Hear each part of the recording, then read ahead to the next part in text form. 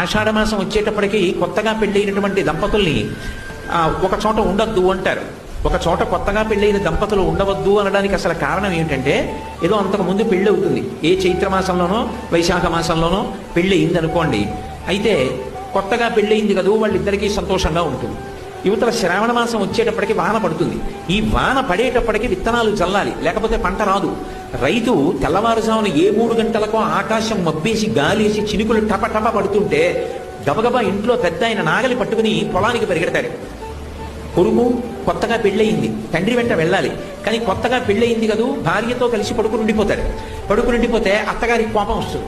పెద్ద ఆయన మామగారు వెళ్ళారు, నువ్వు లేచి మీ ఆయన్ని వెళ్ళండి మీరు కూడా అని చెప్పి పంపించద్దా, నువ్వు అలా పడుకున్నావు మీ ఆయనతోటి అంటుంది.